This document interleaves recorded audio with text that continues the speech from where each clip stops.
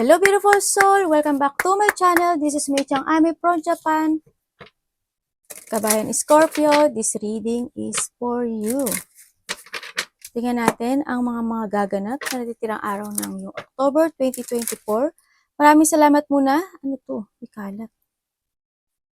Saka mga subscriber, new subscriber, cross-watcher, at sa mga bagong pasok dyan, welcome na welcome kayo sa bahay ni Ate Aimee. Maraming salamat din sa nakakataba na po sa inyong mga comments. At sa mga nagpa-personal reading, maraming salamat po. Kung gusto niyo na energy niyo lang talaga, ang gusto niyo makuha natin, all the details is nasa baba ng video na ito. This is a general reading, kabayan Scorpio, kunin mo lang ang sayo, at itapon ang hindi sayo. Maaring ito isa vice versa, maaring energy mo, energy ng person mo, uy, may shipment oh. O energy ng malapit sa puso mo. Tandaan nyo, napakarami nyo pong energy sa mundong ito. Pero I try my best para mapaliwanag sa inyo, ha? Hindi ba sa inyo nag-aaral, ano? Ayan, sakit na ulo ko. Grabe. Nangyari sa akin. Okay. You have the star, the tree, and the ship. Oh, there's a growth. Diba? Pero mga situation na nakita ko na nagkakaroon naman improvement, no? Diba, may mga wish come true na unti-unti nyo nang, iba dito baka na-receive nyo na, no? Yan, mga nagkakaroon na ng hope, yan, nakakaramdam na kayo ng hope, yung mga dream, unti-unti nang na-achieve. And yung iba dito is a progressing pa rin naman, no? Nagkakaroon pa rin ng progressing sa mga goal na mga gusto nyo. Yung iba dito is inspire, no? Meron na kayong nagkakaroon na siguro ng mga bagong new ideas, ganyan, na-inspire na siguro kayo iba. Yes, meron din mga spiritual growth, merong mga karma from the past, no? Sa nakita ko dito. So this is a good karma to, no? And may mga growth when it comes to a health, yan, kung kayo is dating medyo matamlay, ganyan, medyo may mga pinagdadaanan na loneliness, yan, nakikita ko naman na there's a growth, kumbaga nagkakaroon ng mga recovery. And when it comes to spiritual, there's a growth pa rin, unti-unting pabalik yung inyong sigla, no, sa nakita ko dito. Iba dito siguro is, there's a travel, ano, o baka nagpa-travel kayo, or you are in a distance, ganyan.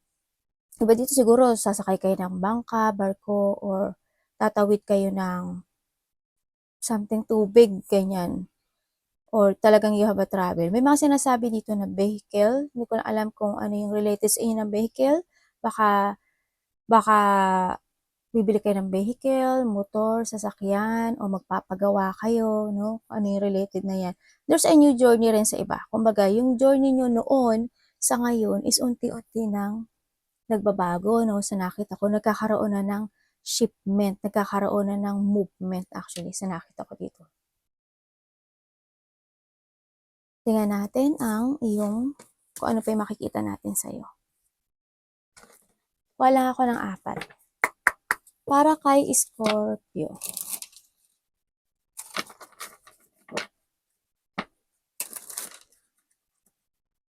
Bigyan nyo kami ng magandang result para kay Scorpio. More good result. Kung ano lang ang lalabas sa card, yun lang ang sasabihin ko sa inyo. Yun lang ang masasabi ko sa inyo. Diba? Para kay Scorpio, presyon, ano pa ang pwede niyang malaman? Uy, pero alam niyo, there's a growth talaga sa'yo. Promise. Nagkakaroon ng growth, nagkakaroon ng may mga excitement, no, na renewal na nagaganap sa buhay niyo. Kumbaga din yung may mga kasiyahan ako nakikita, may mga fullness, ganyan, may mga development sa ibang aspeto ng buhay niyo ngayon, no, it's good. And then, may mga abundance din. Iba dito is opportunity, yan, opportunity ng kung ano mga opportunity na trabaho, or kasaganaan, kasiyahan, ganyan, no, tingnan natin.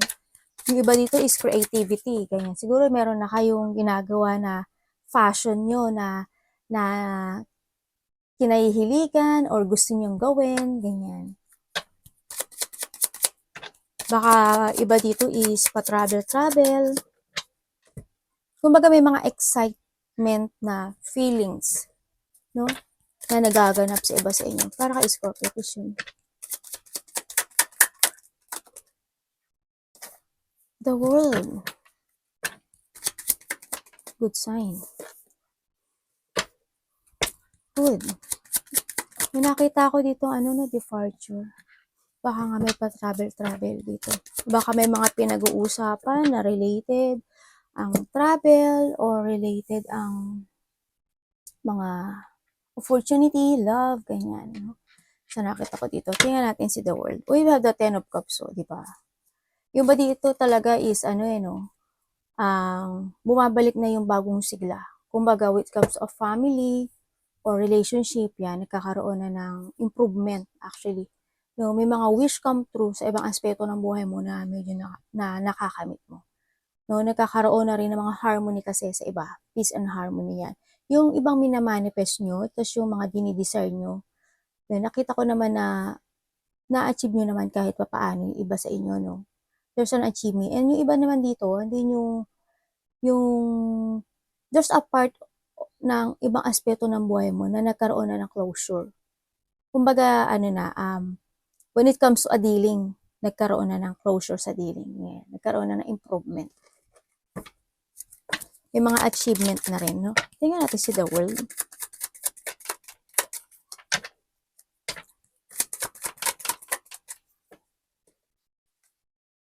The Devil. Bakit nandiyan si Devil? Anong meron kay Devil? Sabihin yung iba, meron pa talagang unfinished business, na hindi pa totally. Kumbaga, there's a growth nga, pero ang kailangan dito is, yung iba is, na dito yung finished na unfinished, kumbaga, sa nakita ko dito. Anong okay, iba dito is a relationship. Or a family, ganyan, no? Nandito ka sa situation na,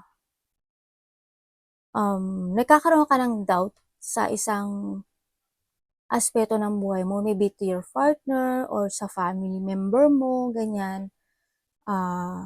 Handun yung nagkakaroon ka ng option kasi, no? Sa iba dito, maybe you are planning for something, no? Yan, maybe yung, kumbaga, hindi nag-iisip ka ng isang situation na kung ano yung solution doon, no?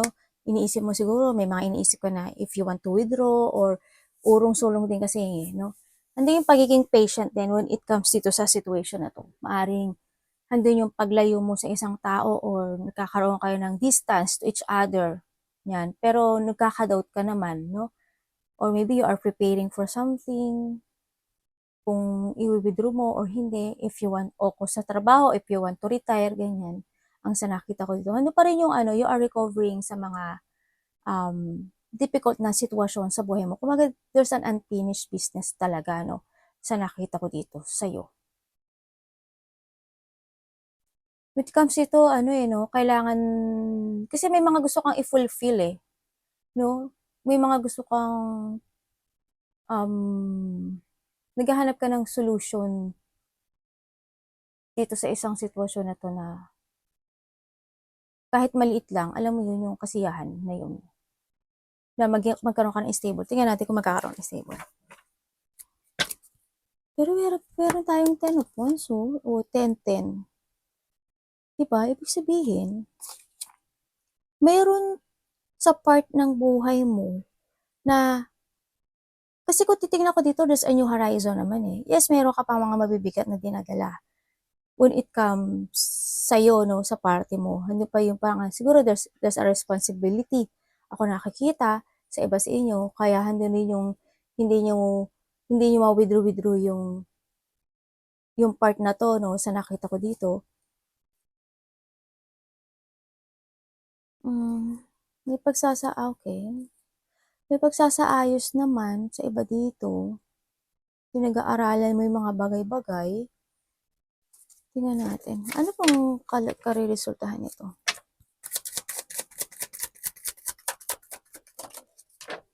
And the Wheel of Fortune. And the Queen of Cups.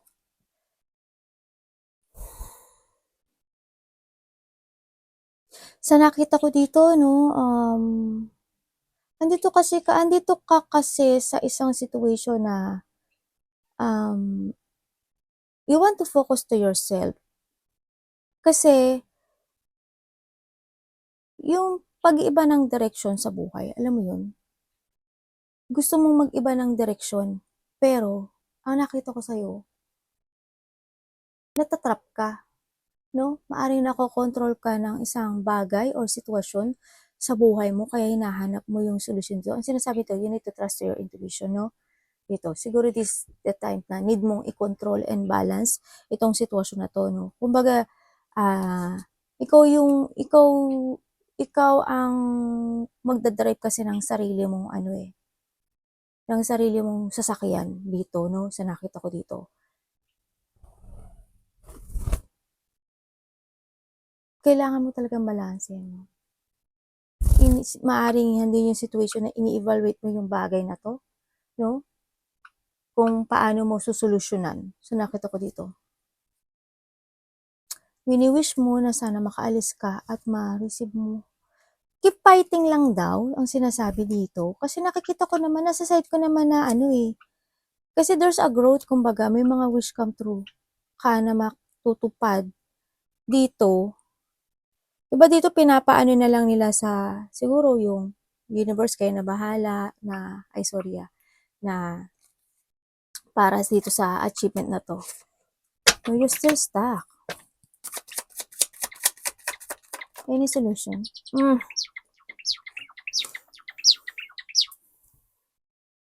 Kakaroon sa'yo ng blockage. There's a blockage ako nakikita sa'yo, no?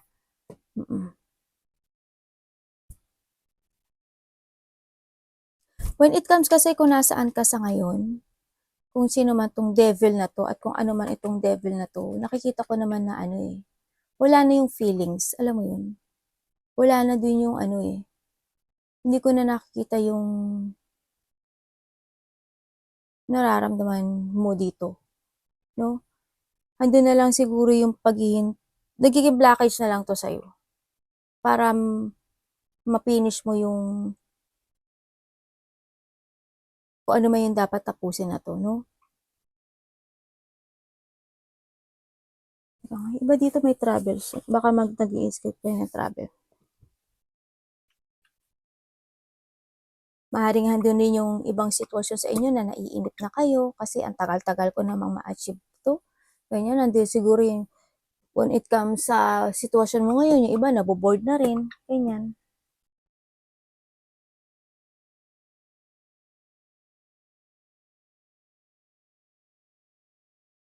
Hindi ko na rin kasi nakikita ang interest ka dito eh. Wala na eh. Pero may achievement ka oh. Alam mo, para sa akin, ang nakikita ko dito, kahit alam mo yung gusto mong gawin, hindi mo magawa.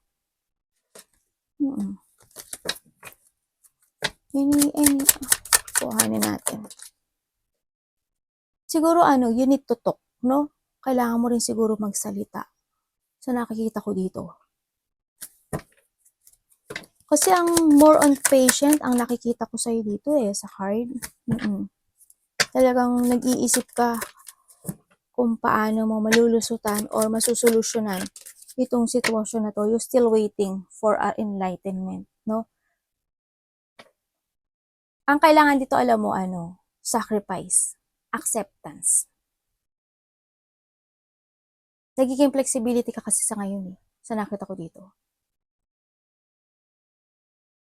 Kahit na alam ko, nakikita ko sa'yo na hindi ka na masaya, kahit na nandun yung sitwasyon na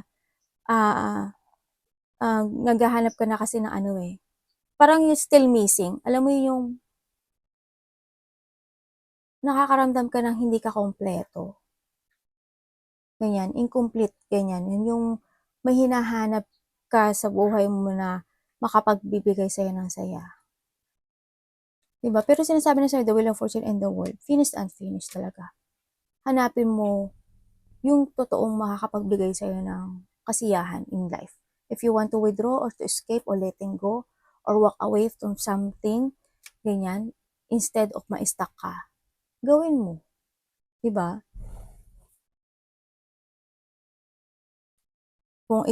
Kung ikaw is merong addictions in life, ganyan, kung kayo lang kung may, yung sa iba, hindi lahat. Kung meron kang addiction in life, sa buhay mo, alisin mo rin yun. Diba? Kung ano man addiction yan. Mas ano mo, you need to take care yourself sa ngayon, sa nakikita ko dito. Kaysa sa mag-stay ka doon, no? Make a new direction in life. Kaysa sa mag-tiis ka. Pero nasa sayo pa rin yun, no? Nasa sayo pa rin yun, no? Ang nakita ko dito. Hanapin mo yung, so we have the 8 and the 9 of cups. Ibig sabihin, you need to give effort dito para makamtan mo tong dinidesire mo or yung minamanifest mo, no, sa nakita ko. Kailangan magbigay ka ng effort and hard work dito sa sitwasyon. Siguro with it comes to yourself naman, you need to more develop yung sarili mo, no? You need to take care of yourself, ganyan. And pag-isipan mo yung mga dapat mong i-release or i-let go or i-withdraw with it comes to yourself, ganyan. Ang nakita ko dito. Make a new plan, strategy, no? Sacrifice and acceptance, no? You need to surrender na rin kasi para for your wish come true. Pero with the world kasi is, nandito yung, the universe is nakatingin talaga sa'yo. Looking upon you talaga. Kumbaga, there's more opportunity na darating sa buhay mo kapag itong unfinished business na to is marilis mo na sa sarili mo, no? Maraming magsasucess sa buhay mo. Kasi the world is the last card dito sa tarot card. Yan. Marami kang maa-achieve, more opportunity. Yan. The wholeness kasi yun no? Yung mga wish come true mo. Baba mo na anak. Tingnan natin kailangan mo lang talaga ngayon ng positive destination movement. Kailangan mo ng clear path. Hindi yung naghihintay ka lang, ganyan. Nari iba dito, naghihintay pa kayo ng mga answer and revelations sa iba, no? Or enlightenment. So ngayon, Four of Swords. Okay. The Queen of Coin. Maaring iba sa inyo kasi you are the breadwinner, di ba? Maaring kayo yung breadwinner sa family nyo, kaya andito rin yung sitwasyon na parang kayo yung nag-worried or nai-stuck dito, no? Kahit na may mga gusto kayong tahakin na landas o may mga gusto kayong sabihin, hindi nyo hindi nyo masabi. Alam mo yun? Maaring hinahide nyo lang yung nararamdaman nyo. Kumbaga nahandun yung mismo kayo na mismo, yung nagsisinungaling sa sarili nyo. Naglalay na kayo, no? Kumbaga, handun yung ina-accept nyo na lang din yung part na yun na napag-aalala. Ganyan.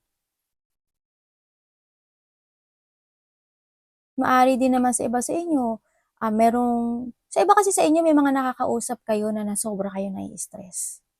No? Baka sa trabaho nyo, or meron dito na tao na sa buhay nyo na nakapagbibigay sa inyo ng pag-aalala or worried or stress, anxiety, depression, ganyan. Ang nakita ko. Maaring siya is puro kasinungalingan in your part.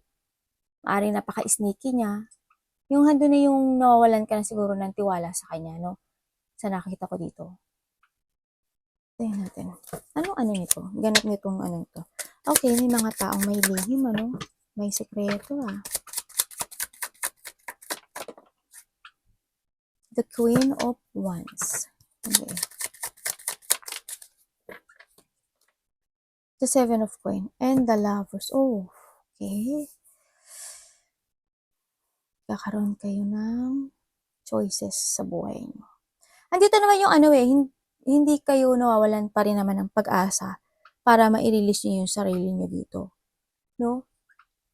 Nakikita ko naman na there's a freedom din naman. Ako nakikita sa inyo. Yun nga lang, sa ngayon, hindi nyo alam yung tamang direction nyo kung saan kayo patungo. No? Ang nakita ko, medyo nalilito ata kayo. Nagkakaroon kayo ng choices in life.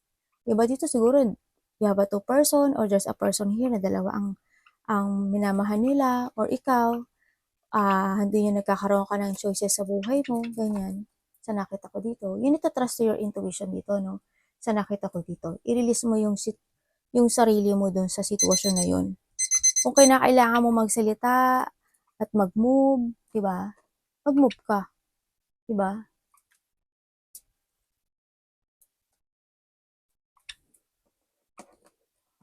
Mga anak ko busy, ah. Wag ka daw susuko, oh, kasi there's an achievement and goal. You need to abandon it and let go the past. Harapin mo yung takot mo, sinasabi dito. Someone spying. Harapin mo yung takot mo. Kung ano yung magiging resulta nun, 'di ba? Tanggapin mo. Siguro kasi nandun yung takot, no, when it comes to a result. Move on and give effort, oh.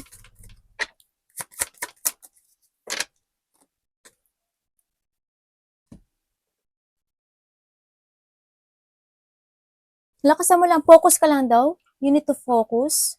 And syempre, control, di ba? Kailangan mong kontrolin din. And moving forward, syempre, moving forward sa future dito. Magbigay ka ng effort. Kailangan kasi dito ng tibay ng loob, eh, no? Ingat din kayo when, may sabihin, yung iba dito, may, yung mga, kung if you have an investment, sa nakita ko dito, mag-ingat kayo when it comes to investment, ha? Kasi, yung iba dito is maaaring may mga makikipag-usap sa'yo or may nakikipag-usap sa'yo or tinutulungan mo or vice versa tayo na maaaring nagsisinungaling siya, napaka-sneaky niya. Ingat kayo kasi there's a possibility yung iba sa inyo is maaaring maitakbo itong investment na to.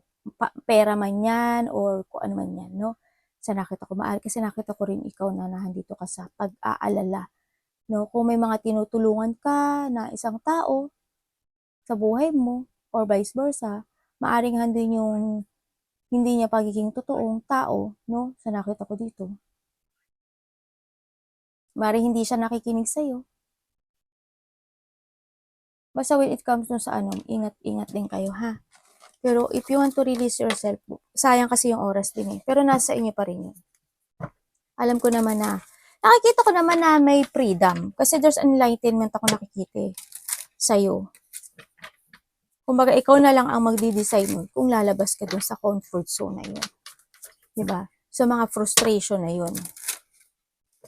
Tingnan natin sa ngayon is, kailangan mo, you need to use your head, no, when making a decision in life.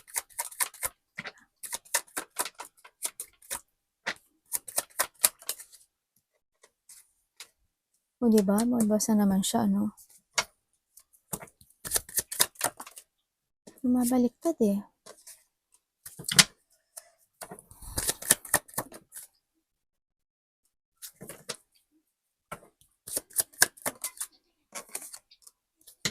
The Empress. Okay. Meron ka mga gustong desisyonan in your life na medyo nalilito yung iba, no?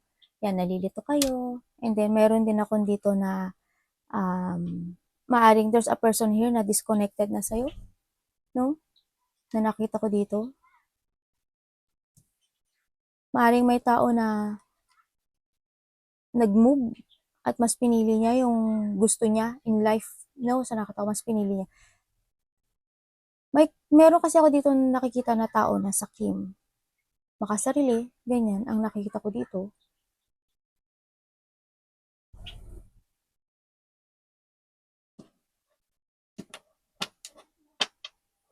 Ibig sabihin, yung iba sa inyo is, there's a mother figure ako na nakikita dito na maaring humiwalay, no? So, nakita ko dito. O maaring siya is umiwalay at ito yung naging disconnected sa'yo or person mo to or sino man siya sa buhay mo, no? Magulang mo man siya o ano, para mas pinili niya yung sarili niya, hindi yung pag-care din sa sarili niya. And also, sa nakikita ko dito, there's a decision making ako na medyo nga nalilito ka. Minsan nawawala ka rin sa sarili mo, ganyan, or there's a person na nawawala siya sa sarili niya. No? Ang hindi ko lang maintindihan, kung bakit na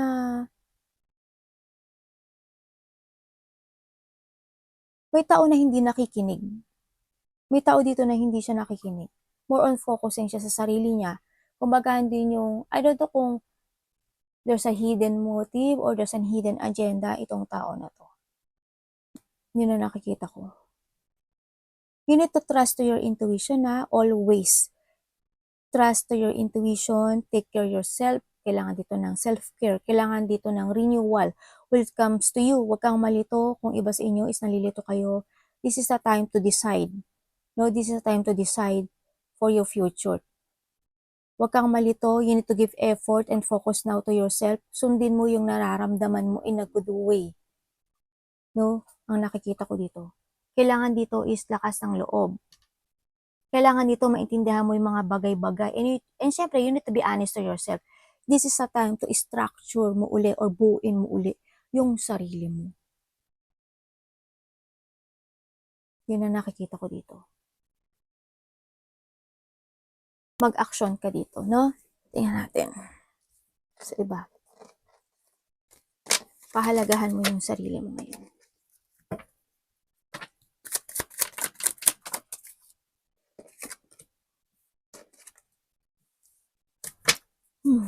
May nagmamanifest ng ng commitment also. O, diba?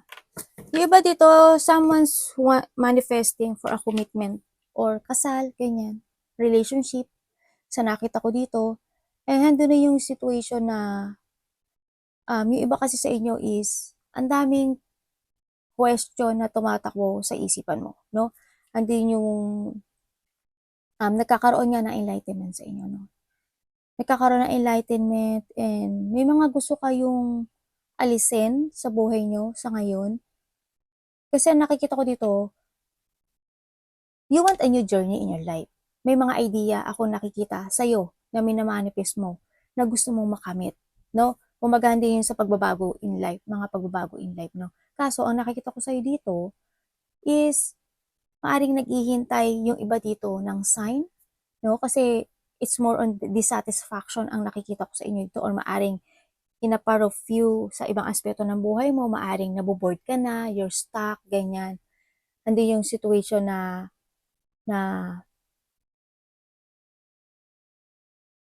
hindi ka makakilos no? Sa nakita ko. Pero there's an enlightenment. No? Kung ano man tong idea na naiisip mo or yung situation na minamanifest mo, it's a time to let go the past. Kasi the universe is always daw na sinasabi sa iyo na si Scorpio palagi ko naman niyang ino-offeran ng new beginning sa buhay niya. Kumbaga yung either siya is binibigay niya sa'yo in your intuition, ganyan. Pero hindi mo ata pinakikinggan or you always rejected it, no? Or maaring hindi ka doon nakapokus. Kumbaga, siguro may mga ginagawa ka na gusto mong linisin muna or yung siguro ayaw mo makasakit or siguro may mga ginagawa ka pang mga priority ka pa dun sa ino-offer niya sa'yo, no, ni universe. Sa nakita ko dito. Pero yun nga, ang sinasabi to, this is the time na magkaroon ka ng awakening which comes to yourself and transformation, kumbaga. Hindi naman din sinasabi ni universe dito na kailangan mo i-let go yung meron ka sa ngayon. Kung hindi mo kayang i-let go yung meron ka sa ngayon, well, this is a time to transform na mag-iba ka ngayon ng mga decisions in life.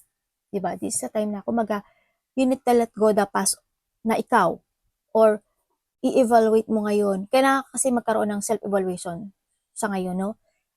Self-evaluation para makakuha mo si Ten of Cups. Kasi the Ten of Cups is a new beginning and kumaga yung pagbabalik din ng bagong sigla, kasiyahan sa nakikita ko dito. Ibig sabihin, mangyayari ito.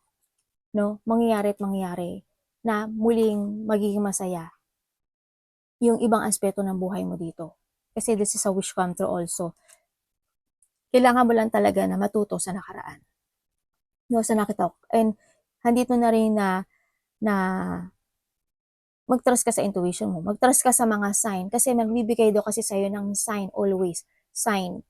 Pero parang hindi mo ata na